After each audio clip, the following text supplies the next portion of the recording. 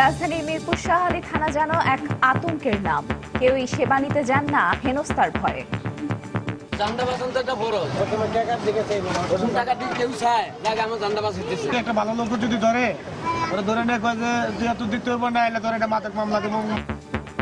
চা দোকানদার বাবুল হত্যার ঘটনায় তদন্ত প্রতিবেদন জমা, 5 পুলিশকে শাস্তির সুপারিশ, তবে তা হবে বিভাগীয়। 5 থানার ওসি রদবদলকে পুলিশ রুটিন ওয়ার্ক বললেও বিশ্লেষকদের মতে এটি নেতিবাচক প্রভাব কাটানোরই চেষ্টা মাত্র।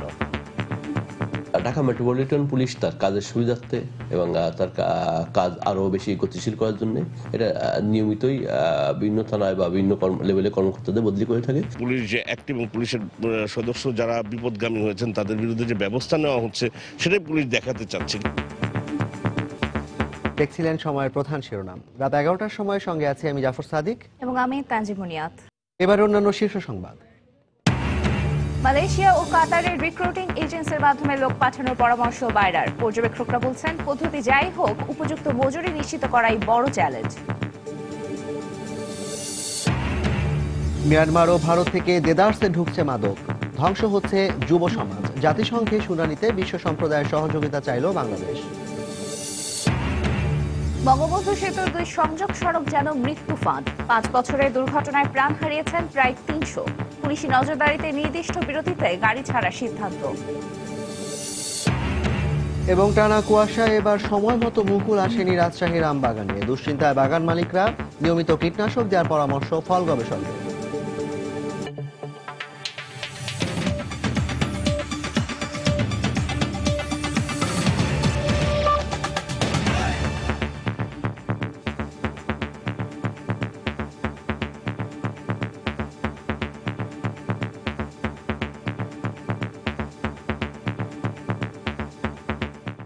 রাজধানীর শাহ আলী থানা যেন আতঙ্কের নাম।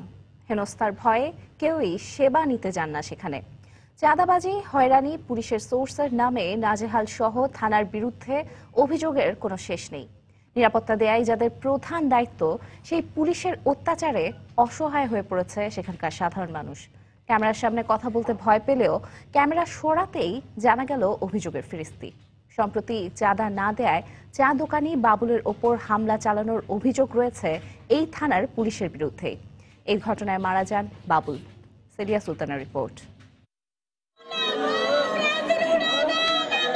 গত বুধবার রাতে মিরপুরের গুদারাঘাটে চাঁদা না পেয়ে পুলিশ চা বিক্রেতা বাবুল মাতব্বরের কেরোসিনের চুলায় বাড়ি মারলে কেরোসিন ছিটকে বাবুলের গায়ে আগুন ধরে যায়। পরে চিকিৎসাধীন অবস্থায় বাবুল মারা গেলে শাহ আলী থানার বিরুদ্ধে অভিযোগ ওঠে এলাকাবাসীর মধ্যে।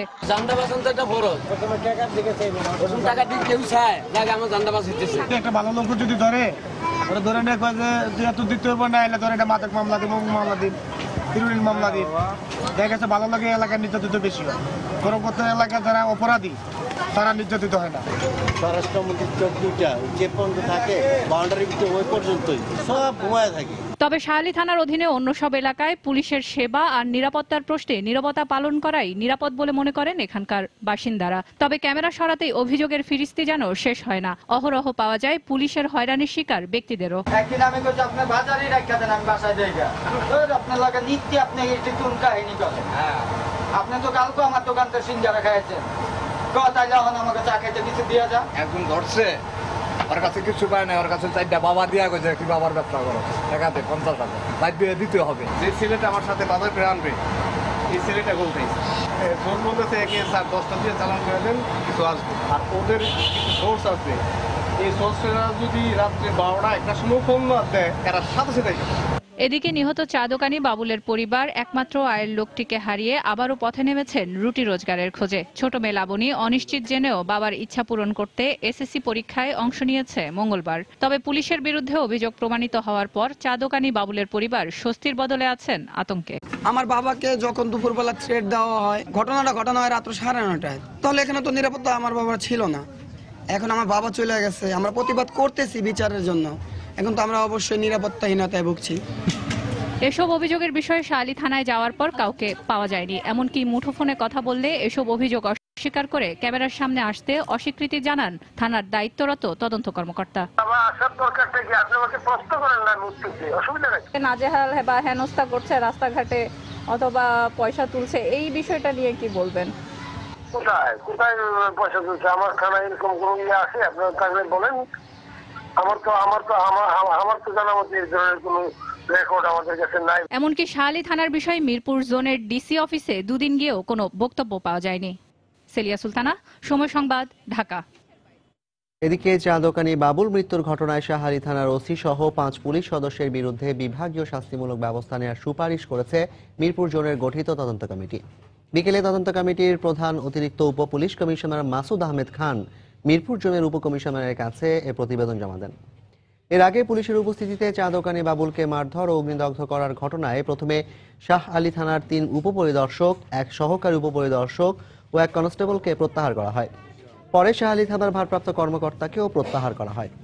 এই ঘটনায় গঠিত 2টি কমিটির মধ্যে ডিএমপির শৃঙ্খলা বিভাগীয় উপকমিশনারের নেতৃত্বে গঠন করা কমিটির প্রতিবেদন আগেই জমা দেওয়া হয়েছিল। আজ দেওয়া হলো অপর তদন্ত কমিটির প্রতিবেদন। 2টি প্রতিবেদনেই সংশ্লিষ্টদের বিরুদ্ধে অভিযোগ প্রমাণ হওয়ায় শাস্তিমূলক ব্যবস্থা নেওয়ার সুপারিশ করা হয়।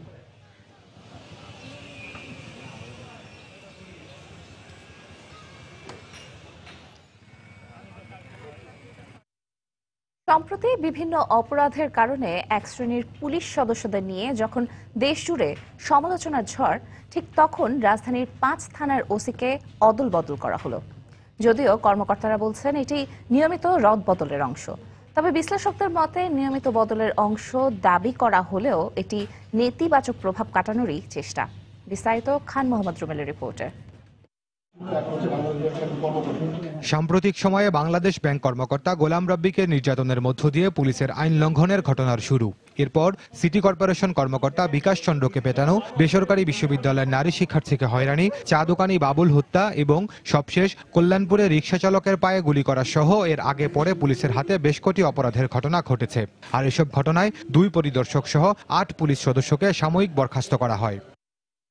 এ অবস্থায় সোমবার রাজধানীর 5 থানার ভারপ্রাপ্ত কর্মকর্তা বদল করে ডিএমপি।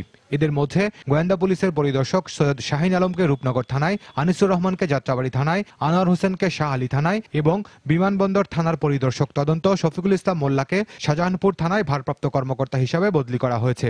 এছাড়া উত্তরখান থানার ওসি ইউনুস আলী, রূপনগর থানার ওসি রেজাউল হাসান, শাহজাহানপুর থানার ওসি মেহেদি হাসান ও যাত্রাবাড়ি থানার ওসি অবনী শঙ্করকে ডিবিতে বদলি করা হয়েছে।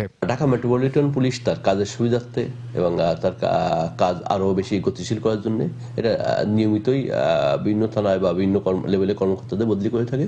এটা আমাদের রুটিন ওয়ার্ক। তবে সাম্প্রতিক ঘটনার প্রেক্ষিতেই এই রদবদল বলে মনে করেন অপরাধ বিশ্লেষকরা। তাদের মতে আইনের শাসন প্রতিষ্ঠা ও নাগরিকদের মনে পুলিশের প্রতি আস্থা তৈরি করতে হলে শুধু বদলি নয়, পুলিশের সংস্কার জরুরি। রুটিন ওয়ার্ক আমরা বলছি ঠিকই, কিন্তু পুলিশ তো এই ঘটনার প্রেক্ষিতে এটা করেছে। এটা এক ধরনের সাময়িক মেজার নেওয়া এবং মানুষকে হয়তো পুলিশ যে অ্যাক্টিভ এবং পুলিশের সদস্য যারা বিপদগামী হয়েছেন তাদের বিরুদ্ধে যে ব্যবস্থা নেওয়া হচ্ছে সেটাই পুলিশ দেখাতে চাচ্ছে। কিন্তু আমি মনে করি যে এটা দিয়ে আসলে কোনোভাবেই সম্ভব না এবং এর জন্য আমি বারবার বলছি যে পুলিশকে একেবারে ঢেলে সাজাতে হবে। তিনি আরো বলেন, একটি সভ্য রাষ্ট্রে নাগরিকদের কাছে পুলিশ কখনো আতঙ্ক হতে পারে না। নিজেদের জনগণের বন্ধু বলে যে দাবি করে পুলিশ, কাজের মাধ্যমেই তার প্রমাণ দেওয়ার তাগিদ দেন তিনি। খান মোহাম্মদ রুমেল, সময় সংবাদ, ঢাকা। যে পুলিশ সদস্যের সামাজিক দায়বদ্ধতা থাকবে না তাদের কোনো থানার ওসি করা হবে না বলে মন্তব্য করেছেন পুলিশের মহাপরিদর্শক AKM শহীদুল হক। দুপুরে রংপুরে কমিউনিটি পুলিশের বিভাগীয় সমাবেশে তিনি বলেন, পুলিশ জনগণের বন্ধু, এই বিষয়টি আগে নিশ্চিত করতে হবে। জনগণকে আমরা এম্পাওয়ার করতে চাই, জনগণকে ক্ষমতাসীন করতে চাই। এই জন্য আমরা কমিউনিটি পুলিশের ব্যানার যে আমরা ওপেন হাউস ডে করেছি। ওপেন ডে হাউসের মধ্যে আমরা কি করেন, থানার আগে এসে থানার ক্যাম্পাসে এসে জনগণ বলবে পুলিশের কি ব্যর্থতা, ওসির কি ব্যর্থতা, ওসির সামনে ওসিকে বলতে হবে আপনার এই ব্যর্থতা আছে। যে সমস্ত অফিসারদের গণমুখী মানসিকতা থাকবে না, সেবামুখী মানসিকতা থাকবে না, মানুষের সেবক হিসাবে কাজ করে মানসিকতা থাকবে না, তাদেরকে ফিল্ডে রাখা যাবে না। একদিনের ব্যবধানে মালয়েশিয়া ও কাতারে প্রায় 20 লাখ শ্রমিক পাঠানোর সুখবর পেয়েছে বাংলাদেশ। রিক্রুটিং এজেন্টদের সংগঠন বাইরার মতে সরকারিভাবে G2G+ পদ্ধতিতে লোক না পাঠিয়ে ব্যবসায়ীদের মাধ্যমে অর্থাৎ B2B পদ্ধতি হলে মালয়েশিয়ায় আরও বেশি লোক পাঠানো যেত। তবে অভিবাসন পর্যবেক্ষকরা মনে করেন, যেভাবেই লোক যাক না কেন সরকার ও বাইরার পক্ষ থেকে তাদের কাজ ও মজুরি নিশ্চিত করাই সবচেয়ে বড় চ্যালেঞ্জ। যা নিশ্চিতে সরকার শতভাগ প্রস্তুত বলে জানিয়েছেন প্রবাসী কল্যাণমন্ত্রী। তিনি জানান, এ মাসের মধ্যেই মালয়েশিয়ায় শ্রমিক পাঠানোর চুক্তি চূড়ান্ত হবে। মাহমুদ রাকিবের রিপোর্ট। বরাবরই কম মূল্যে দক্ষ শ্রমিক পাওয়ায় বিশ্ববাজারে বাংলাদেশিদের চাহিদা অনেক বেশি। গত কয়েক বছর অন্যান্য অঞ্চলের তুলনায় দক্ষিণ এশিয়ায় এ চাহিদা কিছুটা কম থাকলেও মালয়েশিয়া 15 লাখ শ্রমিক নেয়ার ঘোষণার মধ্য দিয়ে তা আবারও বাড়ল। এর একদিন আগেই মধ্যপ্রাচ্যের দেশ কাতারও বাংলাদেশ থেকে আরও 3 লাখ শ্রমিক নেয়ার বিষয়টি নিশ্চিত করেছে। অভিবাসন পর্যবেক্ষক ও রিক্রুটিং এজেন্সিগুলোর মতে এটি বাংলাদেশে বৈদেশিক মুদ্রা অর্জন আরও বাড়াতে বড় ভূমিকা রাখবে। যদিও বাইরা মনে করে সরকার টু সরকার পদ্ধতি না হয়ে সরাসরি B2B পদ্ধতিতে শ্রমিক পাঠানো হলে তা আরো ভালো হতো। ব্যবসায়ীরা বাইরার পক্ষ থেকে আমরা B2B পদ্ধতিতে চেয়েছিলাম। B2B পদ্ধতিতে হলে ব্যবসাটার লোকজন আরো বেশি বেশি করে লোক যাওয়া পসিবিলিটি ছিল। আউটসোর্সিং কোম্পানি না থাকাটাও একটা বিরাট পজিটিভ ব্যাপার, কারণ তারা লোক নিয়ে যেত, কাজ হয়তো নেই তারপরেও লোক নিয়ে যেত। মালয়েশিয়াগামী শ্রমিকদের প্রাথমিক মজুরি ধরা হয়েছে 900 রিঙ্গিত, আর কাতারের জন্য কমপক্ষে 900 রিয়াল। এদিকে রিক্রুটিং এজেন্সিগুলোর মাধ্যমে এবার কেউ হয়রানি হবে না বলে জানিয়েছে বাইরা। এক্ষেত্রে সরকারকে আরো স্বচ্ছ হবার পরামর্শ অভিবাসন পর্যবেক্ষকদের। বিভিন্ন মন্ত্রী বিভিন্ন জায়গা থেকে অ্যাডভাইস আসতে থাকে মন্ত্রণালয়ের উপরে যে আমার একে নাও, এই করো। এই ধরনের কাজগুলো যদি পরিহার করা যায় তাহলে অবশ্যই এটা সম্ভব। মালয়েশিয়ান শ্রমিক যারা আছে তারাও 900 রিঙ্গিত পাবে, বাংলাদেশ থেকে যে শ্রমিকটা যাবে সেও 900 রিঙ্গিতে পাবে। 900 স্ট্যান্ডার্ড এটা আমরা ধরছি না। অফিসিয়ালি যদি বলা থাকে 900 রিঙ্গিত দেব এবং ব্যাংকের মাধ্যমে টাকা দেব, পরবর্তীতে ব্যাংক কার্ড দিয়ে মালিক পক্ষ কিন্তু সে টাকা ওখান থেকে ওই 500 রিঙ্গিত মতো দিয়ে বাকিটা বের করে নেন। গতবারের মতন যদি লোক নেওয়া হয় অথচ কাজ দেয়া যাচ্ছে না, এরকম পরিস্থিতি যদি হয় তাহলে কিন্তু এটা আবার বিপদ বয়ে আনবে। আমাদের রিক্রুটিং এজেন্সির কেউ মিথ্যা কথা বলে এই লোক বিদেশে পাঠায় না, এটা আমি 100% সত্যি। আমরা সবসময় প্রসেস আছে, আমার ডাটাবেজ আছে, আমাদের অনলাইনে সিস্টেম আছে, সব কিছু আছে, বিওবিটি আছে। আমরা দিনে 5000 লোক পাঠাতে পারবো। চুক্তি কবে নাগাদ হতে পারে? আমার মনে হয় এই মাসে হয়ে যাবে। বর্তমানে বাংলাদেশ ব্যাংকে ফরেন রিজার্ভ আছে প্রায় 25 বিলিয়ন, যার মধ্যে 14 বিলিয়নেরই বেশি এসেছে প্রবাসীদের কাছ থেকে। মাহমুদ রাকিব, সময় সংবাদ, ঢাকা। রাত 11টার সময়ে আরো থাকছে। জিকা ভাইরাস নিয়ে আতঙ্কিত হওয়ার কিছু নেই, মোকাবেলায় প্রস্তুত আছে সরকার, জানালেন স্বাস্থ্যমন্ত্রী। 2865 কোটি টাকা ব্যয়ে 8টি প্রকল্পের অনুমোদন দিয়েছে জাতীয় অর্থনৈতিক পরিষদের নির্বাহী কমিটি একনেক। সকালে রাজধানীর আগারগাঁওয়ে এনইসি সম্মেলন কক্ষে প্রধানমন্ত্রীর সভাপতিত্বে প্রকল্পগুলোর অনুমোদন দেওয়া হয়। এর মধ্যে 3টি সংশোধিত এবং 5টি নতুন প্রকল্প। প্রকল্পগুলোর মধ্যে রয়েছে ঢাকার বেরি রোডে পার্বত্য চট্টগ্রাম কমপ্লেক্স নির্মাণ, ময়মনসিংহ ও নেত্রকোনায় আন্তঃজেলা সীমান্ত সড়ক নির্মাণ, পানি ব্যবস্থাপনা উন্নয়ন প্রকল্প, পাবনার মোবারকপুরে তেল গ্যাস অনুসন্ধান ও খনন প্রকল্প এবং নরসিংদীর বিসি শিল্পনগরী সম্প্রসারণ। এর মধ্যে 1536 কোটি টাকা আসবে সরকারি তহবিল থেকে, বাকি 1329 কোটি টাকা ধরা হয়েছে বৈদেশিক সাহায্য।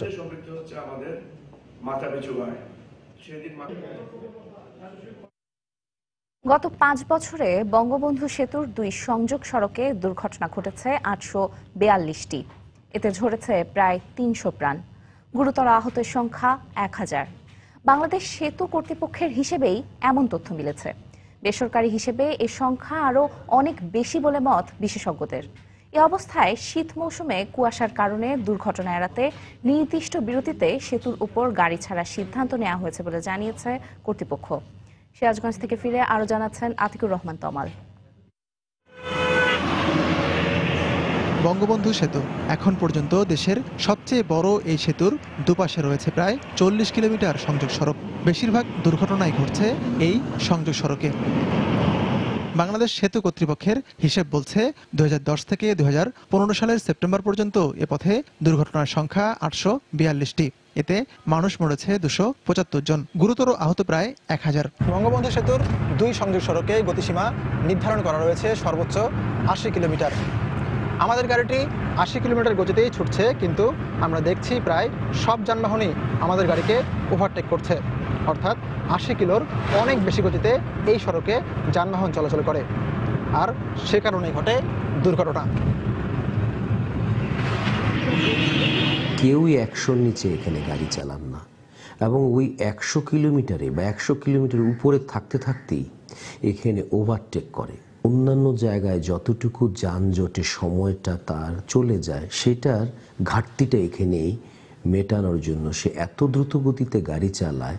শীতের সময় কুয়াশার কারণে এ সড়কের ঝুঁকি আরো বেড়ে যায়। কর্তৃপক্ষ বলছে চালকদের সতর্ক থাকার কোনো বিকল্প নেই। অতিমাত্রায় ফগ যখন আমরা ডিটেক্ট করতে পারবো তখন আমরা চিন্তা করছি যে আইদার 5 মিনিট পর বন্ধ একটা করে গাড়ি ছাড়া অথবা বন্ধ করে রাখা। দ্রুত গতির রাস্তায় এই ধরনের স্টিল প্লেট দিয়ে সাধারণত গতি বলে না, গতিটা হবে ভেরিয়েবল।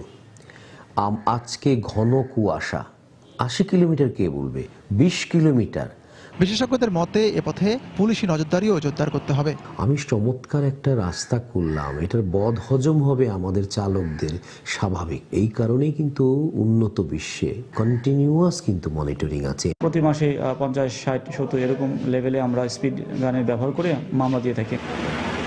সড়ক ও পরিবহন সংশ্লিষ্টরা আরও বলছেন এই সড়কের নরক পরিণতি ঠেকাতে স্থানীয় হাইওয়ে ও জেলা পুলিশ এবং সেতু কর্তৃপক্ষের সমন্বিত উদ্যোগ জরুরি। আতিকুর রহমান তামাল, সময় সংবাদ, সিরাজগঞ্জ। দেশ এখন সংকটের মধ্যে রয়েছে বলে মন্তব্য করেছেন বিএনপির ভারপ্রাপ্ত মহাসচিব মির্জা ফখরুল ইসলাম আলমগীর। সকালে ঝিনাইদহ জেলা বিএনপির সম্মেলনে মির্জা ফখরুল কথা বলেন। বর্তমান সরকার নির্বাচিত নয় বলেও মন্তব্য করেন তিনি। দীর্ঘদিন ধরে একটি অনৈতিকভাবে নিজেদেরকে নির্বাচিত ঘোষণা করা একটি সরকার এরপর দেশের জনগণের উপরে চেপে পড়ে এবং এই সরকার নির্বাচিত সরকার নয়, তারপরেও আজকে দেশের জনগণের উপরে তারা যে সমস্ত আইন কানুন এবং শাসন চাপিয়ে দিচ্ছে তাতে দেশের জনগণের জীবন দুঃসহ। 25 বছরের মধ্যেই বাংলাদেশ উন্নত দেশ হিসেবে বিশ্ব দরবারে নিজেদের প্রতিষ্ঠিত করবে বলে মন্তব্য করেছেন খাদ্যমন্ত্রী অ্যাডভোকেট কামরুল ইসলাম। সকালে সাভারের ব্র্যাক ব্যাংকের হেমায়েতপুর শাখার উদ্বোধন করেন তিনি। এ সময় মন্ত্রী বলেন, দেশি বিদেশি সব প্রতিবন্ধকতা পেরিয়ে স্বপ্নের পদ্মা সেতু যেমন আলোর মুখ দেখছে, ঠিক তেমনি সব ক্ষেত্রেই সাফল্য আসবে। দেশের খনিজ সম্পদের সম্ভাবনার কথা জানিয়ে মন্ত্রী বলেন, শিগগিরই এ দেশের সমুদ্র তলদেশ থেকে আরও খনিজ আহরণ করা হবে।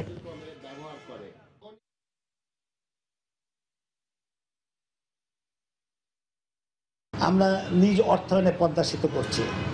বাধা ছিল, কত রকম বাধা প্রতিবন্ধকতা ছিল, প্রতিবন্ধকতা সৃষ্টি করেছে আমাদেরই বিদেশি বন্ধুরা এবং আমাদের দেশীয় সজ্জনেরা তাদের সাথে একসাথে মিলেমিশে এই প্রতিবন্ধকতা সৃষ্টি করেছে। তারপরে কিন্তু আমরা পদ্মা সেতু করছি। সমুদ্রের তলদেশে আমরা চিন্তা করছি যে খনিজ পদার্থ পাবো, গ্যাস পাবো, তেল পাবো, সেভাবে কিন্তু কাজও হচ্ছে, সেভাবে কাজ শুরু হয়ে গেছে। আমরা আশা করছি 2021 সালে বাংলাদেশ মধ্যমায়ের দেশ হবে, 2041 সালে বাংলাদেশ উন্নত দেশ হিসেবে নিজেকে প্রতিষ্ঠা করবে। রাত 11টার সময় আরো থাকছে। অনূর্ধ্ব-19 বিশ্বকাপের সেমিফাইনালে শ্রীলঙ্কাকে 97 রানে হারিয়েছে ভারত। আসরের প্রথম দল হিসেবে ফাইনালে 3 বারের চ্যাম্পিয়নরা। বাংলাদেশে জিকা ভাইরাস সংক্রমণের কোনো আশঙ্কা নেই জানিয়ে স্বাস্থ্যমন্ত্রী মোহাম্মদ নাসিম বলেছেন, এ নিয়ে আতঙ্কিত হওয়ার কিছু নেই। দুপুরে সচিবালয়ে জিকা ভাইরাস প্রতিরোধে বাংলাদেশের প্রস্তুতি বিষয়ে সংবাদ সম্মেলনে তিনি কথা বলেন। তিনি বলেন, জিকা ভাইরাস মোকাবিলায় স্থল ও বিমানবন্দর সহ প্রয়োজনীয় ক্ষেত্রে সার্বিক প্রস্তুতি নিয়েছে সরকার।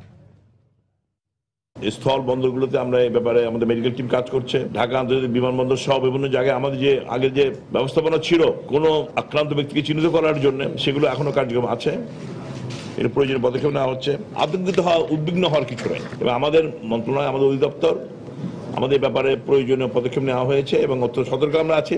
আল্লাহর রহমে জিকা ভাইরাস এখানে আসার কোনো সম্ভাবনা নাই। আসলেও যদি আসেও কোনো কারণে এটি রোগমুক্ত করার কোনো ব্যবস্থা আমার আছে। চিহ্নিত হয় সমস্ত চিকিৎসা ব্যয় আমরাই তো করবো।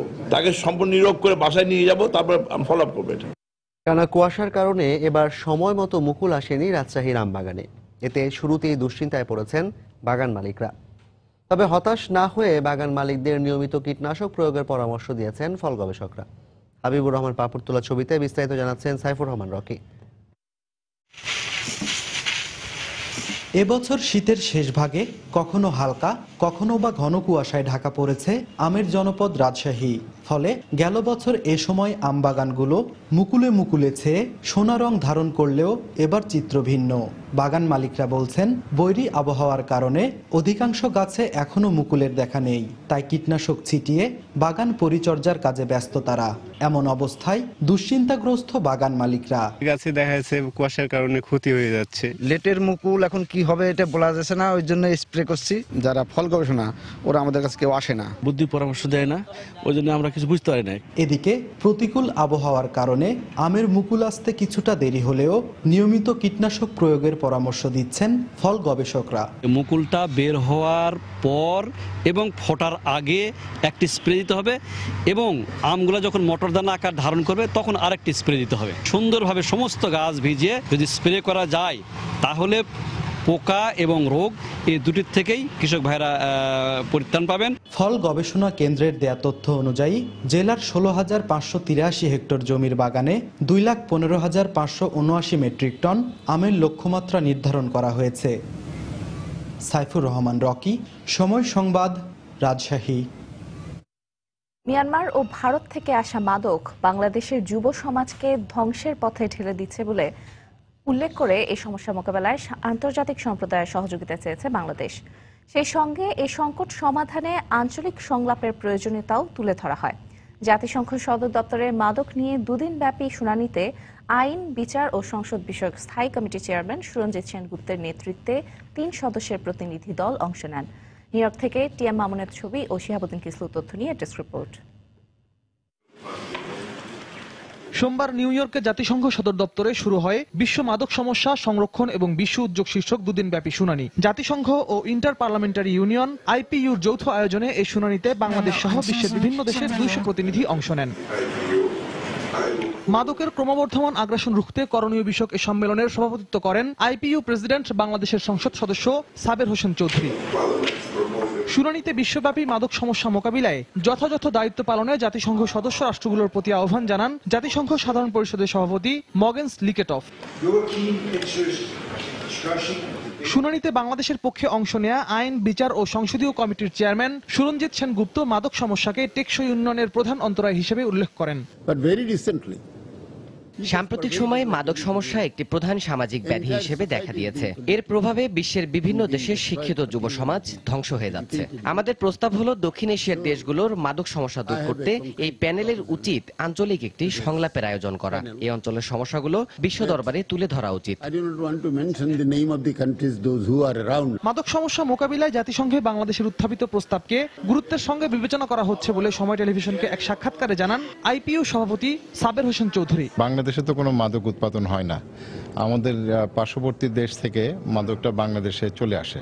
সুতরাং বাংলাদেশের প্রস্তাবনা হচ্ছে যে আঞ্চলিক সহযোগিতা বা আঞ্চলিক সংলাপ, আঞ্চলিক যোগাযোগ এটা খুবই গুরুত্বপূর্ণ। কেননা এটা যদি আমরা না করতে পারি তাহলে এই মাদকের যে সরবরাহ পার্শ্ববর্তী দেশগুলো থেকে আসছে সেটা আমরা বন্ধ করতে পারবো না। আজকে যেহেতু এই ধরনের একটা সুপারিশ এসছে আইপিও থেকে, এখন আমরা এটা অবশ্যই গুরুত্ব সহকারে নিয়েছি এবং আমরা চেষ্টা করব আঞ্চলিক পর্যায়ে সুনির্দিষ্টভাবে মাদকের ক্ষেত্রে কোনো সহযোগিতার একটা মঞ্চ দাঁড় করানো যায় কিনা। মাদকের কারণে প্রতি বছর কেবল 2 লাখ লোকের মৃত্যুই হয় না, এর উৎপাদন, পাচার ও ব্যবহার বহুমুখী সমস্যার ঘটক। এমনটাই মনে করেন শুনানিতে অংশ নেওয়া দেশের প্রতিনিধিরা। সময় সংবাদ, নিউ ইয়র্ক, যুক্তরাষ্ট্র।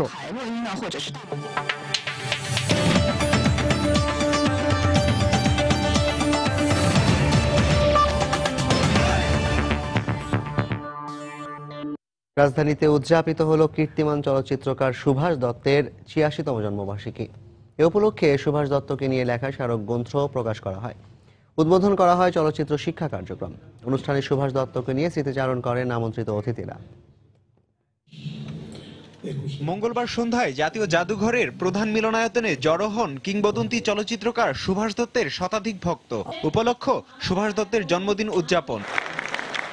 এরপরেই উন্মোচন করা হয় তাকে নিয়ে লেখা গ্রন্থ সুতরাং তিনি অরুণোদয়ের অগ্নিসাক্ষী হয়ে রইলেন এর মোড়ক। পাশাপাশি সবাই শ্রদ্ধাভরে স্মরণ করেন সুভাষ দত্তকে। আমি এই ছবিটা দেখে সুভাষ দত্তদের মতো কিংবদন্তির অভাবেই চলচ্চিত্র শিল্পে আজ ভুতুরে অবস্থা বিরাজ করছে বলে স্মৃতিচারণ করেন তারই তৈরি অভিনেত্রী কবরী। সব সিনেমা হলগুলি বন্ধ হয়ে যাচ্ছে, সব মাল্টি স্টোরি অফিস আদালত হ্যান ত্যান মার্কেট সুপার মার্কেট হচ্ছে, কিন্তু আমাদের সিনেমা শিল্পটা দিন দিন মুখ থুবড়ে পড়ে যাচ্ছে।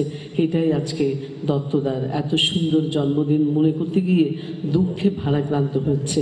সুস্থ, সংযত ও গাম্ভীর্যপূর্ণ বাংলা চলচ্চিত্র সুভাষ দত্তের হাত ধরেই এসেছিল বলে মনে করেন চিত্রশিল্পী মোস্তফা মনোয়ার। সুভাষ দত্তের সমস্ত কাজে একটি জিনিস লক্ষ্য করা নিশ্চয়ই যায়, সেটা হলো এই মননশীল মন এবং নান্দনিক বোধ। পরে প্রদর্শিত হয় সুভাষ দত্তের নির্মিত বিভিন্ন চলচ্চিত্রের নির্বাচিত অংশ, আর এর মধ্য দিয়েই দর্শক হৃদয়ে বেঁচে থাকবেন চলচ্চিত্রকার সুভাষ দত্ত। তারিকুল হাসান আশিক, সময় সংবাদ, ঢাকা। আগামী ৩রা এপ্রিল থেকে সারা দেশে শুরু হচ্ছে ২০১৬ সালের উচ্চ মাধ্যমিক ও সমমানের পরীক্ষা। বিকেলে শিক্ষা মন্ত্রণালয়ের ওয়েবসাইটে এই সময়সূচি প্রকাশ করা হয়। সূচি অনুযায়ী ৩রা এপ্রিল থেকে ৯ জুন পর্যন্ত অনুষ্ঠিত হবে তত্ত্বীয় পরীক্ষা, আর ১১ জুন থেকে ২০ জুনের মধ্যে নেওয়া হবে ব্যবহারিক পরীক্ষা। গত কয়েক বছর ধরে ১লা এপ্রিল থেকে উচ্চ মাধ্যমিক পরীক্ষা অনুষ্ঠিত হলেও এবছর ১লা এপ্রিল শুক্রবার হওয়ায় ৩ তারিখ থেকে পরীক্ষা অনুষ্ঠিত হবে। পরীক্ষার এই সময়সূচি শিক্ষা মন্ত্রণালয়ের ওয়েবসাইটে পাওয়া যাবে।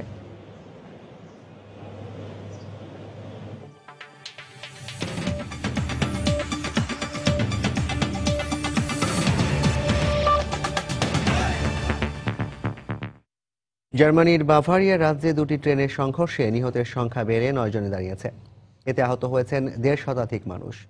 মঙ্গলবার মিউনিখ থেকে ৬০ কিলোমিটার দক্ষিণ পূর্বে ব্যাড এবলিং শহরে এ দুর্ঘটনা ঘটে। জার্মান গণমাধ্যমের খবরে বলা হয়, সংঘর্ষে একটি ট্রেন লাইনচ্যুত হয় এবং অন্য ট্রেনটির কয়েকটি বগি উল্টে যায়। এই ঘটনায় আহতদের মধ্যে অন্তত ৫০ জনের অবস্থা আশঙ্কাজনক বলে জানিয়েছে কর্তৃপক্ষ। ঘটনাস্থলে জরুরি ভিত্তিতে ডাক্তার ও অ্যাম্বুলেন্স পাঠানো হয়। এখন পর্যন্ত এ দুর্ঘটনার কারণ সম্পর্কে জানা যায়নি।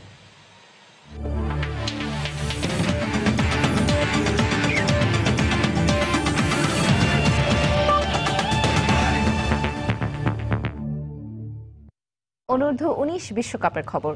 অনূর্ধ্ব ১৯ বিশ্বকাপে প্রথম দল হিসেবে ফাইনালে উঠল ভারত। সেমিফাইনালে শ্রীলঙ্কাকে ৯৭ রানে হারিয়েছে ৩ বারের চ্যাম্পিয়নরা। মিরপুর শেরেবাংলা স্টেডিয়ামে আগে ব্যাট করে ৯ উইকেটে ২৬৭ রান করে ভারত। জয়ের লক্ষ্যে ব্যাট করতে নেমে ৪৪ বল বাকি থাকতেই ১৭০ রানে থেমে যায় লঙ্কানদের ইনিংস। টস হেরে ব্যাট করতে নেমে ২৭ রানেই দুই ওপেনার ঋষভ ও ঈশান কিষান হারায় ভারত। তবে ৯৬ রানের জুটি গড়ে বিপর্যয় সামাল দেন অনমোল প্রীত ও সরফরাজ। ৫৯ রান করে দলীয় ১২৩ রানে সরফরাজ সাজঘরে ফিরলেও এক পাশ আগলে ব্যাট করে যান অনমোল প্রীত। ব্যক্তিগত ৭২ রান তুলে অনমোল দলীয় ১৯৩ রানে প্যাভিলিয়নে ফিরলে আরমানকে সঙ্গে নিয়ে রানের চাকা সচল রাখেন সুন্দর। শেষ পর্যন্ত সুন্দরের ৪৩ ও আরমানের ২৯ রানে ভর করে ২৬৭ রানের স্কোর পায় ভারত। জবাবে ব্যাট করতে নেমে শুরু থেকেই ভারতীয় বোলারদের তোপে পড়ে শ্রীলঙ্কা। দলীয় ৯১ রানের প্রথম সাড়ে ৪ ব্যাটসম্যানকে হারায় তারা। মেন্ডিস ৩৯ ও সম্মুর ৩৮ রান ছাড়া বলার মতো স্কোর করতে পারেনি কোনো ব্যাটসম্যানই। শেষ দিকে লোয়ার অর্ডারের ব্যর্থতায় ১৭০ রানেই গুটিয়ে যায় শ্রীলঙ্কা। ৭২ রান করে ম্যাচ সেরা পুরস্কার পেয়েছেন অনমোল।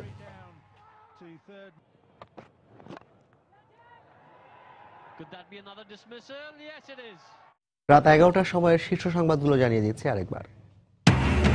চা দোকানদার বাবুল হত্যার ঘটনায় তদন্ত প্রতিবেদন জমা। মিরপুর শাহ আলী থানার ৫ পুলিশকে বিভাগীয় শাস্তির সুপারিশ। মালয়েশিয়া ও কাতারের রিক্রুটিং এজেন্সির মাধ্যমে লোক পাঠানোর পরামর্শ বাইরার। পর্যবেক্ষকরা বলছেন, পদ্ধতি যাই হোক, উপযুক্ত মজুরি নিশ্চিত করাই বড় চ্যালেঞ্জ। মিয়ানমার ও ভারত থেকে দেদারসে ঢুকছে মাদক। ধ্বংস হচ্ছে যুব সমাজ। জাতিসংঘে শুনানিতে বিশ্ব সম্প্রদায়ের সহযোগিতা চাইল বাংলাদেশ।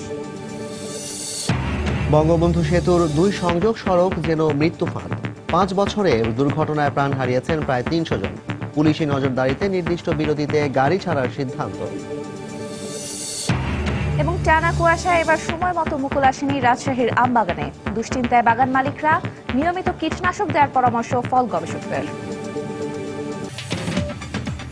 এই ছিল রাত ১১টার সময়। যে কোনো খবর পেতে ভিজিট করুন সময়নিউজ.টিভি আর সঙ্গে থাকুন সময়।